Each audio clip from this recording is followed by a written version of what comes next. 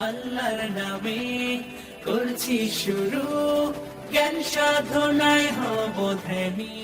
Hello viewers, আসসালামু আলাইকুম। Liton IT job solution YouTube চ্যানেলে আপনাদের স্বাগতম। অলরেডি আপনারা জানেন যে এই চ্যানেলে সিএসসি আইটি রিলেটেড জব প্রিপারেশনের জন্য প্রত্যেকটি সাবজেক্টের সিরিজ ভিডিও লেকচারগুলো আপলোড করা হয়ে থাকে। সেই সাথে রিসেন্ট আইটি এক্সাম কোশ্চেনগুলো সলিউশন করে আপলোড করা হয়। তাই আপনি যদি আমাদের চ্যানেলে নতুন হয়ে থাকেন, সাবস্ক্রাইব করে পাশের ঘন্টা বাটনে ক্লিক করে রাখতে পারেন আমাদের পরবর্তী ভিডিওগুলো সবার আগে দেখার জন্য। আর যদি সাবস্ক্রাইব করে থাকেন, অসংখ্য ধন্যবাদ। এই ধারাবাহিকতায় আজকে আমরা ডিজিটাল ইলেকট্রনিক্স একটি নতুন ভিডিও নিয়ে আলোচনা করব। তো চলুন শুরু করি আজকের ভিডিও। আজকের ভিডিওর টপিকটা হচ্ছে binary addition subtraction without any complement, অর্থাৎ কমপ্লিমেন্ট ইউজ না করি। আমরা এর আগে কমপ্লিমেন্ট ইউজ করে দেখে এসেছি, তো আমাদের আগের ভিডিওগুলো আপনারা দেখে আসতে পারেন। বাইনারি অ্যাডিশন এবং সাবট্রাকশন অনেক সিম্পল একটি বিষয়, তারপর আলোচনা করছি কি জন্য, কারণ এর মধ্যে কিছু জিনিস আছে যেগুলো না জানলে আমরা অনেক সময় ভুল করব। তো আপনাদের শুরুতে এই ভিডিওতে একটা হোমওয়ার্ক দিয়ে দেবো, দেখি আপনারা নিজেদের মতো করে করার পরে আপনারা আমাদের মিলানোর চেষ্টা করবেন। তো প্রথমেই আমরা দেখবো যে অ্যাডিশন। তো অ্যাডিশনের ক্ষেত্রে কিছু টার্ম হচ্ছে, তো আমি যদি জিরোর সঙ্গে ওয়ান যোগ করি তাহলে কি হয়? ওয়ান হয়। এবং অনেক সঙ্গে যদি জিরো এক যোগ করি তাহলে কি হয়? তা ওয়ান হয়। ঠিক আছে, এরপর যদি আমি ডাবল ওয়ানের সঙ্গে যদি আমি জিরো ওয়ান অ্যাড করি তাহলে কত হবে?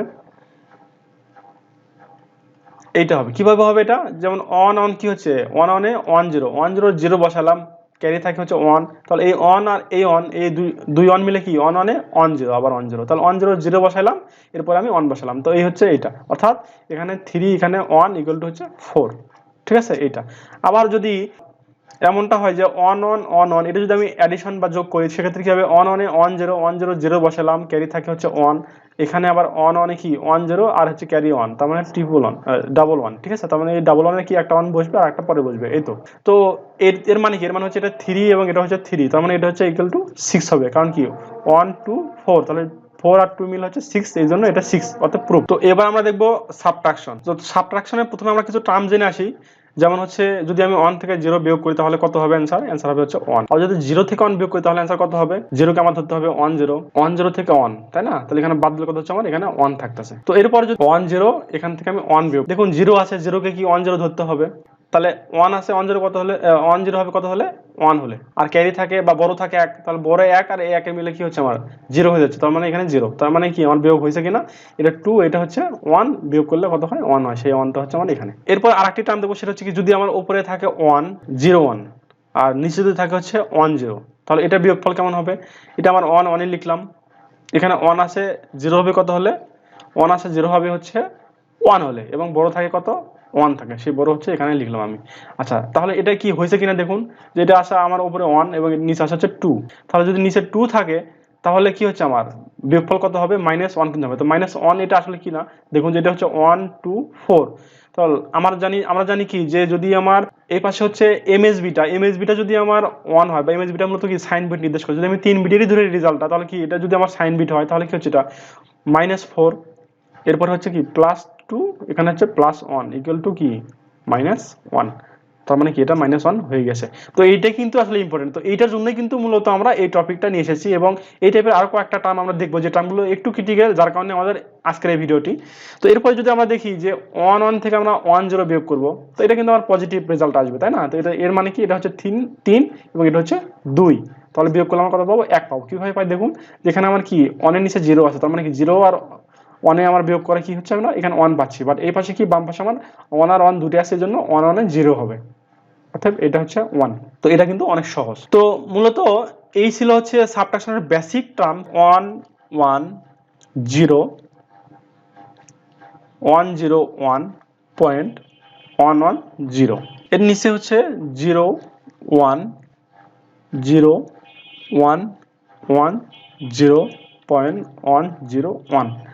তো এইটা হচ্ছে আমরা বিয়োগ করব। ঠিক আছে, তো এই ভিডিওটি আপনারা পজ করার পরে আপনারা নিজেরা এই অঙ্কটি বিয়োগ করে দেখুন, এবং ভিডিওটি রিজুম করে আপনারা অ্যান্সারটি মিলান, এবং তাহলে বুঝতে পারবেন যে আমরা কেন এই সহজ ভিডিওটি আজকে আপলোড করতে যাচ্ছি। তো আমি এখন শুরু করছি এই প্রবলেমটি সলভ করার জন্য। তো আপনাদেরকে খেয়াল রাখতে হবে, আমরা আগের যে সাবট্রাকশনের কয়েকটি টার্ম দেখেছিলাম, এই টার্মটা মনে রাখলেই আমরা এটা সলভ করতে পারবো। অর্থাৎ দেখুন যে শুরুতে যদি আমি এই দুটাকে বিয়োগ করি তাহলে কি উপরে আছে আমার জিরো, তাহলে জিরোকে আমরা ওয়ান জিরো ধরবো, এবং নিচে আসে হচ্ছে ওয়ান, তাই না? তাহলে ওয়ান জিরো থেকে ওয়ান বিয়োগ করলে কত হয়? ওয়ান থাকে, এবং বড় থাকে হচ্ছে ওয়ান। তাহলে এই বড় যে ওয়ান থাকলো, এই ওয়ান আর হচ্ছে এই ওয়ান, বড় সবসময় কি আপনার উপরের সঙ্গে কি করবেন? মিলাবেন, ঠিক আছে। তাহলে দুইটা যেহেতু ওয়ান পাইলাম, তার মানে কি এই ওয়ান ওয়ানে কি হলো, জিরো হলো। তার মানে এখানে আমার জিরো হলো, এবং এই জিরো আর এই জিরো মিলে কি হচ্ছে, বিয়োগ করলে জিরো জিরোই থাকতেছে। আমি আবার বলছি, তো উপরে আছে জিরো, নিচে আছে ওয়ান, তাহলে জিরোকে আমি ওয়ান জিরো ধরলাম। ধরার পর কি হচ্ছে, আমরা ওয়ান যদি ওয়ান জিরো থেকে বিয়োগ করি তাহলে কি হবে, ওয়ান পাবো এবং বড় পাবো এক। তাহলে এই যে বড় এক পেলাম, এই বড় এক এবং এই উপরে যে এক আছে, তার মানে এই ওয়ান আর ওয়ান মিলে হলো কি জিরো। তো এ হলো, এবং এখানে নতুন কি হলো, জিরো আসলো। তাহলে এই জিরো আর এই জিরো মিলে হচ্ছে জিরো, এই জন্য আমি এখানে জিরো লিখলাম। এরপরে দেখুন, এখন কিন্তু আর কোনো বড় থাকে না। এরপরে এখানে ওয়ান আসছে, এখানে ওয়ান আসছে, তাহলে ওয়ান ওয়ান কি দুটো সেম, তার মানে এখানে আমার জিরো আসবে। এরপর কি হচ্ছে, আমার কোনো বড় নেই, এখানে দশমিক দশমিক লিখলাম। এরপরে কি এখানে আছে, দেখুন উপরে আছে ওয়ান, নিচে আছে জিরো, তাহলে কি হবে, উপরে যেহেতু ওয়ান আছে সেক্ষেত্রে আমরা ওয়ানটা অনে নামায় নিয়ে আসবো। এরপরে দেখুন এই দুটো যদি আমি করতে চাই, তাহলে উপরে আছে জিরো, তাহলে জিরোকে ওয়ান জিরো ধরবো। ওয়ান জিরো ধরলে কি হচ্ছে, এখানে ওয়ান লিখতেছে এবং বড় থাকতেছে একটা ওয়ান। তাহলে এই ওয়ান আর এই ওয়ান মিলে কি হচ্ছে, জিরো হচ্ছে। তাহলে এই ওয়ান আর এই ওয়ান মিলে যখন জিরো হচ্ছে, তাহলে এই নিচে যে ওয়ান আছে, তাহলে ওয়ান আছে জিরোকে ওয়ান জিরো ধরতে হবে। তাহলে ওয়ান আছে ওয়ান জিরো হবে হলো কত হলে, ওয়ান হলে। তাহলে বড় থাকে এক, এই এক এখন কি হবে, এই এক আমরা কি করব, এখানে নিয়ে আসবো। এখানে আসার পরে কি করব, তাহলে এই এক আছে, তাহলে কত হলে জিরো হবে। আবার ঠিক সেম জিরোকে ওয়ান জিরো ধরতে হবে, তাহলে কি এখানে আমাদের আবার ওয়ান আসলো, ঠিক আছে। আবার বড় এক আছে, তাহলে এই জিরো জিরো মিলে গেল।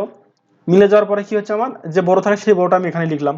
এরপরে কি হচ্ছে, দেখুন ওই ওয়ানটা আর এই ওয়ান মিলে হচ্ছে আমার তখন জিরো হলো, এবং এখানে আমরা কি লিখবো, তখন জিরো লিখবো।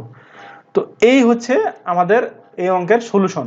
তো এই ভিডিওটা আমাদের করার উদ্দেশ্য হচ্ছে এই প্রবলেমটা সলভ করার জন্যই। তো এখন দেখুন যে এটা ইকুয়াল টু কত, এটা ইকুয়াল টু হচ্ছে আমার 53.6 এবং এটা ইকুয়াল টু হচ্ছে আমার 22.6 এবং রেজাল্ট এইভাবে হচ্ছে কত, 31.1। তো এইটা আপনারা ডেসিমাল কনভার্ট করে দেখবেন যে এটাই হয় হচ্ছে এর অ্যান্সার। তো এইভাবে মূলত আপনাদের করতে হবে। তো ভিডিওটি আমি এখানেই শেষ করতেছি। পরবর্তী ভিডিওতে আমরা বিসিডি অ্যাডিশনগুলো দেখব। তো সে পর্যন্ত ভালো থাকবেন সবাই। ধন্যবাদ সবাইকে। আসসালামু আলাইকুম।